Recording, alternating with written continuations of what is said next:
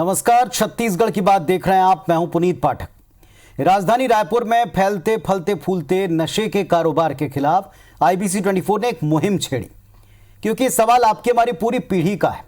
नशे के नेक्सस में कुछ कड़ियां जो बीते सप्ताह खुलकर सामने आ गई। उसने एक बात तो पुख्ता तौर पर साबित कर दी कि नशे के कारोबारियों को सिस्टम में बैठे लोगों का कई स्तर के ऊपर संरक्षण हासिल है या उन पर दबाव है। तभी वो बेखौफ इस काले धंधे की जड़ें इस मजबूती के साथ जमाते रहे। मुहिम के असर के तौर पर कुछ एक्शन भी दिखा है। नशे के अड्डों पर जो अवैध बताए गए बुलडोजर चला है, लेकिन इस खेल के मुख्य किरदार, बड़े प्लेयर, ये अभी भी बेनकाब होना बचे हैं। उन तक पुलिस कब पहुंचेगी, क्या प्लानिंग है, क्या देर करना ज्यादा दिक्कत का काम तो नहीं खड़ा करेगा? नियम कायदों को ताक पर रखकर कैसे रसूखदारों ने क्लब्स पर कब्जा जमाया, यह भी आज आपको विस्तार से बताएंगे।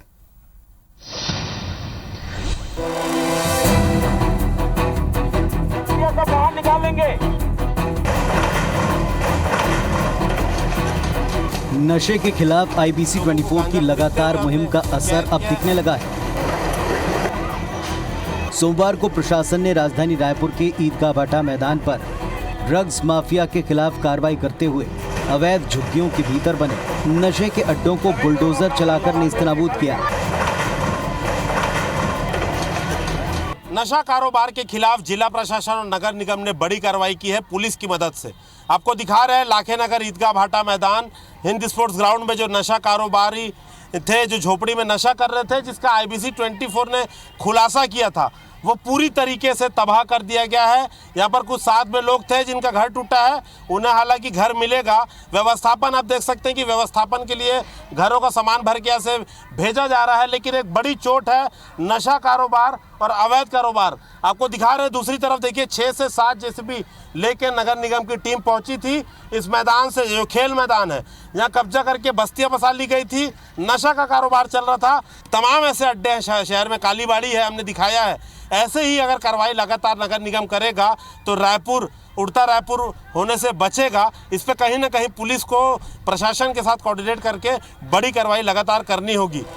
पिछले दिनों कोकीन तस्करी मामले में गिरफ्तार विकास बंछोर और श्रेयांश झाबक की मोबाइल की जांच के दौरान कई ग्राहकों के डिटेल सामने आ चुके हैं। इनमें 8 होटल कारोबारी, नाइट क्लब संचालक, राजनीतिक घरानों के लड़के लड़कियों के बाद अब संपन्न लोगों के नाम शामिल हैं। इसके अलावा पकड़े जाने से पहले विकास बंछोर ने जिन कपल्स के साथ पार्टी की थी, उनके मोबाइल नंबर की डिटेल भी खंगाली जा रही है।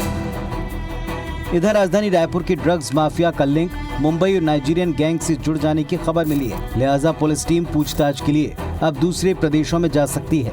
डीजीपी डीएम अवस्थी ने भी एसपी को निर्देश दिया कि जो भी ड्रग्स के धंधे में शामिल है, उन पर कार्रवाई की जाए। ड्रग्स के खिलाफ कड़ी कार्रवाई करने के लिए मैंने सभी पुलिस अधीक्षकों को कहा गया है। खास करके रायपुर पुलिस अधीक्षक से बात हुई है और उन्होंने कहा है कि हम बहुत ही कठोर कार्रवाई ड्रग्स पे करेंगे। उसका सिस्टम बनाया गया और हमने कहा है कि जो राजपत्रित अधिकारी हैं रायपुर के और अन्य जिलों के भी, उनकी जिम्मेवारी फिक्स की जाए कि वो जो ड्रग्स के धंधे में लोग लिप्त हैं उनको पकड़ के लाएं। प्रदेश में बढ़ते नशे के कारोबार पर सियासत भी शुरू हो गई है। पूर्व मुख्यमंत्री रमन सिंह ने इस मुद्दे पर सरकार पर तंज कसा। उन्होंने कहा कि गढ़बो नवा छत्तीसगढ़ के बजाय प्रदेश को गढ़बो उड़ता छत्तीसगढ़ के तौर पर बदनाम होने से बचाएं। वहीं दूसरी ओर कांग्रेस का दावा है कि राज्य सरकार छत्तीसगढ़ को नशा मुक्त बनाने के लिए लगातार काम कर रही है। देखिए, कांग्रेस की सरकार में सिर्फ नशा में वृद्धि नहीं हो रहा है, बल्कि हर चीज़ में, भ्रष्टाचार में, रेप में, हर चीज़ में बढ़ोतरी हो रही है। और कल उसका उदाहरण है जो गांजा भारी मात्रा में मिला है और भी दूसरा ड्रग्स भी मिला है। तो ये सरकार की विफलता का परिणाम है और इस पर सरकार सख्ती से कंट्रोल करे। नशे को कैसे रोकना है छत्तीसगढ़ में, उसको लेकर तमाम अधिकारियों से गृह मंत्री जी ने भी उनको इस बात के लिए कहा है और हम सब लोगों ने बैठकर और लगातार उसके बाद देखिए आप कैसे नशा पकड़ा रहा है। गांजा की बात हो चाहे दूसरे नशों की बात हो, वो 15 साल में भारतीय जनता पार्टी की सरकार में नशा फल फूला है, यहाँ फला फूला है। उसको रोकने का काम हम कर रहे हैं और हम इसमें सफल होंगे। देर से सही, लेकिन आईबीसी 24 की मुहिम के बाद राजधानी में गहरी पैठ और लंबा जाल बिछा चुके नशे के सौदागरों के खिलाफ पुलिस की कार्रवाई शुरू हुई है। अवैध झुग्गियों में चोरी छिपे चल रहे नशे के काले अड्डों पर पुलिसिया एक्शन हुआ है। लेकिन सवाल ये, गैंग्स ऑफ रायपुर की बड़ी मछलियों तक पुलिस कब पहुंचेगी, कब उन पर कार्रवाई करेगी? क्या आरोपी विकास और श्रेयांश ने जिन बड़े नामों की जानकारी दी, उन नामों के सामने आने के बाद पुलिस की कार्रवाई तेज होगी या हर बार की तरह बड़े रसूखदारों के दबाव में ये मामला ठंडे बस्ते में चला जाएगा? संदीप शुक्ला, IBC 24, रायपुर। तो अभी भी कई सवाल हैं और इन सवालों के जवाब पुलिस को, प्रशासन की टीमों को खोजना है। कुछ कार्रवाइयां हुई, उसके लिए साधुवाद, लेकिन जो कार्रवाई हुई वो बहुत काफी नहीं है। ये बात अच्छी तरह से अधिकारी भी जानते हैं। जिन ड्रग पैडलर्स को पकड़ा गया उनसे पूछताछ में आगे जिन नामों का पता चला उनकी तफ्तीश कहां तक पहुंची है, इन सारी अपडेट्स को लेकर हमारे दो सहयोगी जुड़े हैं, संदीप शुक्ला और राजेश राज। पहले संदीप के पास में चलते हैं। संदीप, कार्रवाई का कुछ तो असर होगा, कुछ ठिकाने नेस्तनाबूद हुए हैं, लेकिन नए ठिकाने बनते देर नहीं लगेगी अगर पैडलर से मिले नामों का खुलासा जल्द ना हुआ, अगर उन पर शिकंजा जल्द ना कसा।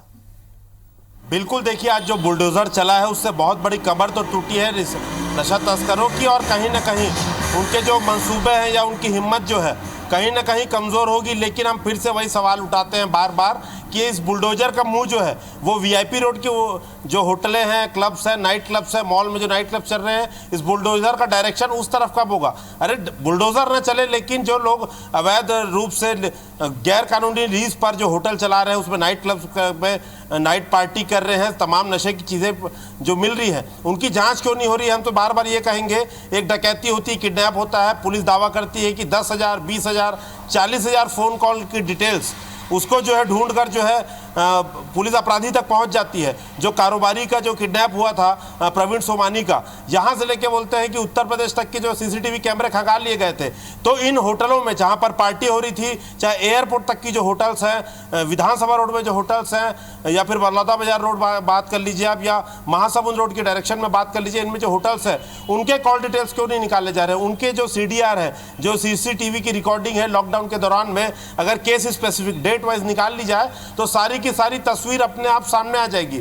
हम बार बार बोल रहे हैं, हमने क्लू भी दिए हैं और पुलिस को भी डिटेल भी मिली है कि विकास बंछोर ने जिन कपल्स के साथ पार्टी की थी उससे बड़ा क्लू मिल रहा है। उसमें राजनीतिक दल के जो लोग हैं, उनके बेटी, बेटे, बहू, उनकी गर्लफ्रेंड्स हैं, VIP चौक के जो होटल हैं उनके मालिक के लड़के हैं, जो जिस होटल में पार्टियां चल रही थी उन होटलों में जो मैनेजर होते हैं, जो पार्टी ऑर्गेनाइज करते हैं, वो खुद ये चरस और जो कोकीन है उनके जो है कहीं ना कहीं इन होटल्स के मैनेजर जो है वो नशा करते हैं। VIP रोड में जो बड़े बड़े हुक्का बार हैं, जहाँ पर एक मतलब अंगार जिसे कहते हैं कि एक बार अगर हुक्का जलाया जाता है तो 2,000 रुपये उसका लोग लड़के जो है चुकाते हैं, मतलब 10 से 15 मिनट के लिए 2,000 रुपये वो चुकाते हैं। उस हुक्का बार की जांच क्यों नहीं हो रही है? तमाम सवाल हम बार बार खड़े करते हैं कि 10-20 हज़ार फ़ोन कॉल्स खंगाल कर जिन लोगों को बाहर कर देती है पुलिस, सफ़ेद गिरेबान के लोगों को पकड़ कर, तो आज फिर से पुलिस का वही एक्शन देखने का हम इंतज़ार कर रहे हैं कि अगर कोई रसूखदार इन्हें रोक के रखा है तो बार बार प्रशासन से कह रहे हैं कि पुलिस को या तो फ्री हैंड कर दिया जाए, ये सब अपना डाटा डिलीट कर देंगे, मोबाइल को डिस्ट्रॉय कर देंगे, व्हाट्सएप अकाउंट जो है डिलीट कर देंगे, ऐसी सारी चीज़ें, मुसीबतें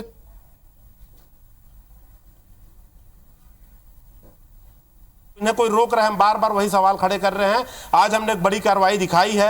हम चाहते हैं कि भाई ये तो अवैध था, ठीक है, चलिए, जो लोग वैध रूप से भी लाइसेंस लेकर उस लाइसेंस की आड़ में जैसा कारोबार कर रहे हैं, आखिर उन तक क्यों नहीं पहुंच रही है पुलिस?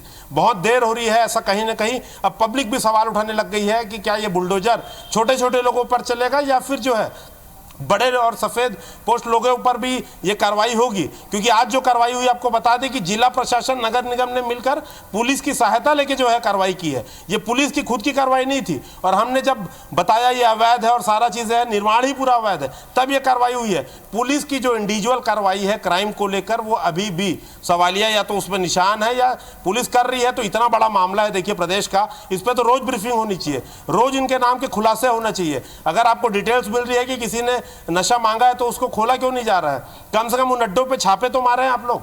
हमने तमाम अड्डे बताए हैं, तमाम मीडिया रायपुर का IBC 24 के साथ अब हमारी इस मुहिम में पूरे रायपुर का मीडिया जुड़ गया है, पूरे प्रदेश का मीडिया जुड़ गया है। सब संकेत दे रहे हैं कौन है, कहाँ मिलता है, कौन इसका इस्तेमाल करता है। तो क्या जानबूझकर नहीं किया जा रहा है या कोई बहुत बड़ी तैयारी है तो वो भी बता दें, या कोई रोक के रख रहा है। हम इस पर पूरा सवाल खड़ा करते हैं जी। संदीप, सवाल तो कई सारे हैं और ये बात आपने बिल्कुल ठीक की। जो IBC 24 नशे के खिलाफ मुहिम चला रहा है, इसमें न केवल पत्रकार, न केवल मीडिया, बल्कि आम लोग भी हैशटैग का इस्तेमाल करते हुए ढेर सारे ट्वीट्स भी करते हैं, अपने रिएक्शंस भी देते हैं और साथ में जुड़ रहे हैं। लेकिन बड़ी बात ये कि जिन कनेक्शंस को पिछले सप्ताह ही सामने लाया गया, जिन पेडलर्स के बारे में हमने बताया कि इन्होंने कुछ बड़े नाम लिए हैं, कुछ बड़ी फैमिलीज हैं, उनसे जुड़े लोग हैं, उनके डिटेल्स में कितना आगे बढ़ पाए पुलिस? ये पेडलर्स, इनका सप्लायर कौन है? क्या इस तक पहुंचने के लिए जिन टीम्स की बात की गई थी, आज हम कप्तान को भी सुन रहे थे, पुलिस कप्तान, वो भी कह रहे हैं कि फ्री हैंड दे रहे हैं, हम उन पर कड़ी कार्रवाई के लिए कह रहे हैं, उनमें कितना आगे बढ़े हैं?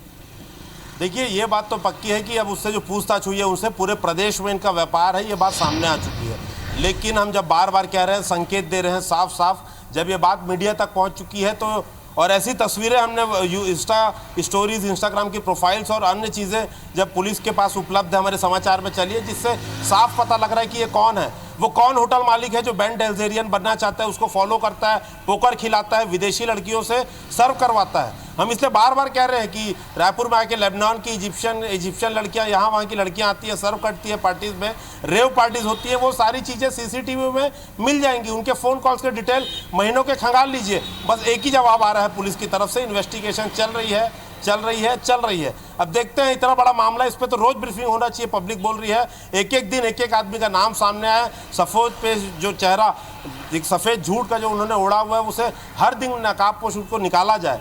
अब देखने वाली बात है। ठीक है, पुलिस बोल रही है तो हम भी इंतज़ार कर रहे हैं कि आखिर कब तक जो है वो उनके नाम सामने नहीं आते, वरना अंततः ये करना होगा कि मीडिया को ही इन सारों नाम का डिस्क्लोजर करना होगा। लेकिन ऐसे में हम बोलते हैं बार बार कि अगर पुलिस अपनी इमेज को स्वच्छ और साफ रखना चाहती है तो पुलिस जल्द से जल्द इसका खुलासा करे, वरना लोगों के सवाल लगातार इस पूरी जांच में उठ रहे हैं जी। चलिए, तो ये बड़ी बात है कि नामों के बारे में जानकारी अब सबको होती जा रही है।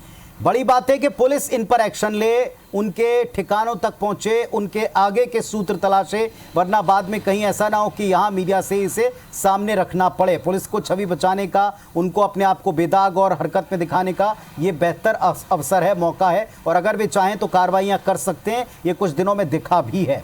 एक और बड़ी खबर जिससे सारी चीजें जुड़ी थी, शुरू हुई थी, जरा इसके अपडेट को भी आप जान लें, समझ लें। लॉकडाउन के दरमियान जब हम सब घरों में कैद थे, नियमों का पालन कर रहे थे, तब धज्जियां उड़ाते हुए रायपुर के क्वींस क्लब में जो पार्टी हुई, जिसमें गोली चली और ये सारा मामला खुला, उसके बाद क्वींस क्लब में एक के बाद एक कई सारी खामियां संचालन की सामने आ गई हैं। इस क्लब के संचालन में जमकर मनमानी हुई है। न सालाना फीस चुकाई गई, न हाउसिंग बोर्ड के अधिकारियों को इसकी कोई फिक्र रही। कभी ऐसी व्यवस्था जो पहले बनाई गई थी उसका पालन नहीं हुआ। एक नजर इस पर जुड़ी रिपोर्ट पर।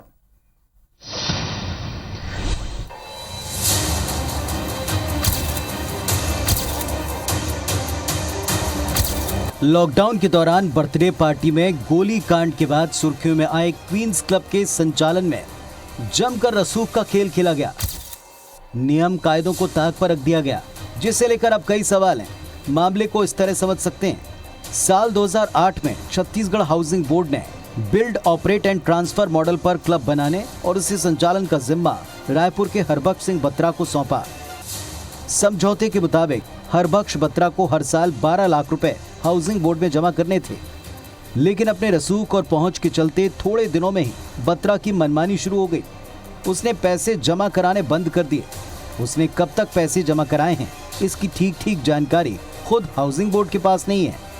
इस बीच रसूख का ऐसा खेल खेला गया कि एक तरह से हाउसिंग बोर्ड के अधिकारियों को भी क्लब पर सीधी निगरानी रखने से दूर कर दिया गया। बीच में कुछ पैसा जमा नहीं कर रहा था और मनमानी ढंग से कुछ किया है। वो नोटिस दिया गया है कि आप कैसे कर दिए हो और गलत किए हो तो आपका आवंटन नष्ट किया जाएगा उनका। अभी एक मैं दिया 29 को दिया नोटिस, अभी 6 दिन हो गया है। अभी जवाब 10 दिन का टाइम दिए हमको, उसके बाद जवाब आएगा। जाहिर है इस पूरे मामले में कई और गंभीर सवाल हैं। बड़ा सवाल, आखिर किस रसूख और पहुंच के दम पर हरबख्श सिंह बत्रा ने हाउसिंग बोर्ड के साथ हुए समझौते को तार-तार किया और क्लब के संचालन का सौदा किसी और से किया? किस रसूख के दम पर उसने इस सौदे की जानकारी हाउसिंग बोर्ड को देना जरूरी भी नहीं समझा? और किस रसूख के दम पर उसने सालों तक बोर्ड की फीस जमा नहीं की? कमाल की बात यह कि हाउसिंग बोर्ड ने कभी उसे नोटिस देने की जहमत तक नहीं जुटाई। सवाल तो कई हैं, जिनका जवाब अब बोर्ड और पुलिस की कार्रवाई पर निर्भर करेगा। राजेश राज, IBC 24, रायपुर। और ये पूरा मामला क्वींस क्लब में फायरिंग से लॉकडाउन के दरमियान पार्टी और उसमें फायरिंग से जुड़ा था, जिसके क्लूज मिलने पर, जिससे जुड़ी जानकारियां लीक होने पर और इतने बड़े विवाद के बाद में अब सारे मामले खुल रहे हैं। राजेश राज मेरे साथ में जुड़े हुए हैं इस वक्त। राजेश, बहुत सारे लूप होल्स थे, पहले दिन ही दिख गया था वहां किस तरह का कारोबार हो रहा था, अंदाजा लग गया था, लेकिन संचालन में इतने बड़े घपले सालों साल चलते रहे और किसी को खबर ना हो, ऐसा हो सकता है?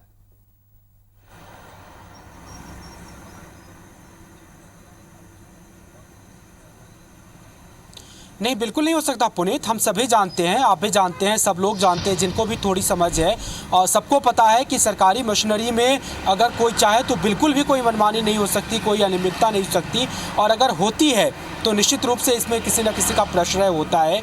और हम शुरू दिन से ही बात कर रहे थे कि क्वींस क्लब में जिस तरह की मनमानी की जाती रही है, उससे बहुत बड़ा सवाल न सिर्फ पुलिस पे पड़ रहा है, पुलिस के सामने खड़ा हो रहा है, बल्कि एक बहुत बड़ा सवाल उन तमाम जिम्मेदारों पर भी खड़ा हो रहा है जो दूसरे विंग है शासन के, जिसके ऊपर जिम्मेदारी थी कि वहाँ पे क्या गतिविधियाँ संचालित होती है उस पर नज़र रखी जाए। और उसका जो पहला विंग था, उसकी जो शासन की जो पहली एजेंसी थी, वो हाउसिंग बोर्ड है।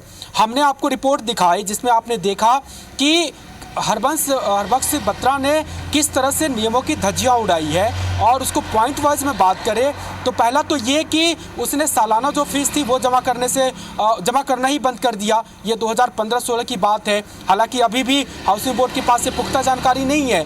सूत्र ये ज़रूर कह रहे हैं कि 15 तक का जमा हुआ था शायद, लेकिन उसके पहले भी हो सकता है बंद हो गया होगा। अब वो जानकारी आने दीजिए, 2-3 दिन में हम ये भी खुलासा कर देंगे कि कब से ये बंद है। और जब से बंद है तब से अब तक करीब 5-6 सालों का ये पीरियड है, एक बार भी नोटिस जारी नहीं हुआ। ये कैसे हो सकता है पुनीत? आप खुद समझिए कि इसके पीछे अगर कोई रसूख ना हो, कोई बड़ा संरक्षण नहीं हो, तो ये कैसे संभव है कि 12-12 लाख रुपए की किस्त एक साल में मिलती हो हाउसिंग बोर्ड को, और वो चुपचाप बैठा हुआ है, उसको कोई फर्क ही नहीं पड़ रहा है कि इतने पैसे आ रहे हैं कि नहीं आ रहे हैं। पहली खामी जिसको ढक दिया गया।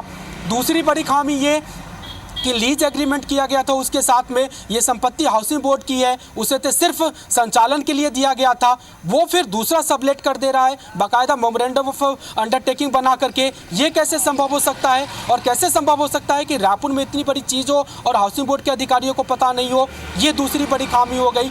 तीसरी बड़ी खामी जो हम इस बात में खुलासा करने जा रहे हैं कि 2015 के बाद सुनियोजित तरीके से हाउसिंग बोर्ड के अधिकारियों को हटा दिया गया। एक जो पास का मौलसिरी विहार संभाग है हाउसिंग बोर्ड का, वहाँ के अंडर था पहले 2015 तक ये क्वींस बोर्ड, तो एकदम सामने पड़ता था। वहाँ अधिकारी बार बार जाकर के इंस्पेक्शन कर सकते थे। महज कुछ 100 मीटर का फासला था क्वींस क्लब से, लेकिन उसे हटा करके कहाँ किया गया? सड्डू, जो 14 किलोमीटर दूर पड़ता है क्वींस क्लब से। कोई अधिकारी दूसरे तीसरे संभाग को क्रॉस करके वहाँ कैसे जा सकता है? एक बड़ा सवाल। तो ये क्यों किया गया? क्वींस क्लब पे अगर पास की निगरानी थी हाउसिंग बोर्ड की, तो वो जानबूझ करके उसको 15 किलोमीटर दूर क्यों किया गया? और उसके बाद सेज बाहर में कर दिया गया जो करीब 20 किलोमीटर दूर पड़ता है। तो ये जानबूझ करके बड़े सुनियोजित तरीके से क्वींस क्लब के पीछे मनमानी की गई है, और जो मनमानी चलती रही है उस पर पर्दा डालने का काम भी शासन के अलग अलग विभागों ने किया है। और अब जब ये मामला सामने आ रहा है तो बहुत सारी गड़बड़ी सामने पकड़ में आ रही है। तो जवाब देना सरकार, विभाग, सब कुछ कि क्या हो रहा था। इकलौती मनमानी उसके संचालक की तो है नहीं, इसमें अधिकारियों की भी मिली भगत दिख रही है। और हम बार बार यही सवाल उठा रहे हैं कि ये जो नशे के जितने कारोबार हैं, जितनी तरह की अनियमितता क्लब के संचालन में हो रही है, उसमें जब तक प्रश्रय नहीं हो, जब तक संरक्षण नहीं हो अधिकारियों का, राजनेताओं का, हो ही नहीं सकता। कोई भी नहीं मान सकता। बड़ी बात आप कह रहे हैं राजेश, और एक बड़ी बात ये कि पॉलिटिकल आरोप प्रत्यारोप से अलग, पहले की सरकार हो अब की सरकार हो, दोनों के लिए बड़ा सवाल है कि 1-2 दिन से चल रहा कारोबार नहीं है, ये 1-2 दिन की अनियमितता नहीं है, ये रसूख 1-2 दिन का नहीं है, सालों का है। इसमें अगर आप दूसरे पर उंगली उठा रहे हैं तो खुद अपने शासनकाल में भी देखें कि कितनी अनदेखी हुई है, क्यों हुई है और किसकी वजह से हुई है। संदीप, एक सीधा सवाल है, ये आकाओं तक तब पहुंच पाएंगे जब इच्छा शक्ति के साथ इन्हें फ्री हैंड मिलेगा। पुलिस डिपार्टमेंट ने, मुखिया ने जो कहा है, क्या इसका असर अधिकारियों पर, उनकी शैली पर दिखता है? देखिए, जिस तरीके से कारोबारियों को, होटल कारोबारियों को और अन्य लोगों का नाम सामने है और पूछताछ की बात की गई है, तो ये तो बिल्कुल सही बात है कि पुलिस की कार्रवाई तो चल रही है, इन्वेस्टिगेशन तेजी से चल रहा है। और जब हमको मालूम है कि फला होटल का मैनेजर जो है वो विकास बंछोर का ग्राहक है, उसके पास जो क्लब है, उसके यहाँ जो क्लब चलता है होटल में, वो भी उसका ग्राहक है, जब ये मीडिया को मालूम है, पुलिस को ना मालूम हो, ये संभव ही नहीं है। तो हम तो बिल्कुल ये मान के चल रहे हैं कि कहीं क्या इतने बड़े नाम तो हैं, क्या कोई इन्हें बचाने की कोशिश कर रहा है, क्या कोई इन्हें रोक रहा है, क्योंकि इन्वेस्टिगेशन पुलिस की लगातार बढ़ रही है। कुछ प्रदेश में, दूसरे प्रदेश भी टीम भेजने की तैयारी की जा रही है। तो इस पर हम फिर से एक बार वही कहेंगे कि मुखिया ने कह दिया है, सरकार भी कह दे, और जो लोग हैं उसकी तरफ पुलिस जल्दी बढ़े और उनको पूछताछ में लाए, नाम सार्वजनिक करना शुरू करे, तो लोगों का भरोसा पुलिस पर और मजबूत होगा। जी, हमारे साथ में राजेश भी। राजेश, एक क्वींस क्लब में इतनी गड़बड़ियां, अनदेखियां या रसूख का इस्तेमाल, जाने कितने क्वींस क्लब होंगे राजधानी में। कुछ की शिकायतें तो लिखित तौर पर लोगों ने कर दी हैं, और हमसे भी लोग कहते हैं, आपसे भी लोग कहते होंगे, बताते हैं कि यहाँ इन ठिकानों पर क्या क्या चल रहा है। उन पर दबिश का कोई प्लान है कि नहीं?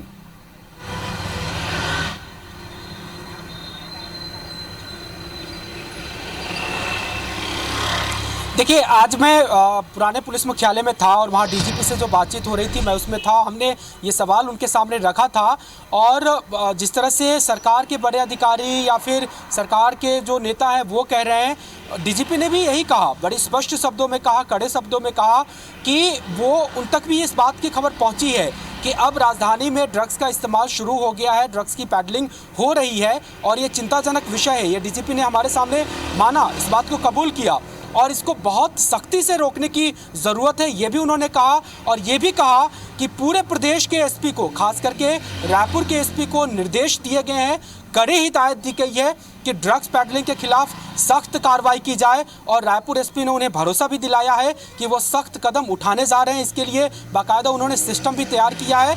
लेकिन इन तमाम दावों का, इन तमाम बातों का परिणाम क्या होता है, ये कार्रवाई पे डिपेंड होगी। और हम चाहते हैं कि जो एसपी कह रहे हैं, जो डीजीपी कह रहे हैं, वो बात सच साबित हो और वो दिखे भी, हमारे सामने भी आए कि किस तरह की ठोस कार्रवाई होती है। 2 मिनट और लूँगा कि तमाम संगठनों ने अलग अलग लोकेशन के हिसाब से स्पेसिफिक होटल का नाम पुलिस तक पहुंचाया है कि इन होटलों में इस तरह के अवैध काम होते हैं, वहाँ नशे का पार्टी होती है, वहाँ पे ड्रग्स पैडलिंग की शिकायतें आती हैं, पुलिस को कार्रवाई करनी चाहिए। हम एक सवाल लगातार उठा रहे थे कि क्वींस क्लब में शिकायत मिली कि पूरे लॉकडाउन के दौरान वहाँ पार्टी हुई, पुलिस के पास डीवीआर सीसीटीवी कैमरे की जो रिकॉर्डिंग सेटअप बॉक्स है वो उसके पास जब्त है। पुलिस के पास तमाम ऑप्शन है कि जो सवाल उसके ऊपर उठ रहे हैं कार्रवाई को लेकर के, उसका वो जवाब दे, कार्रवाई करके दे, उस सीसीटीवी फुटेज को सामने ला करके करे, कार्रवाई छापा मार करके करे।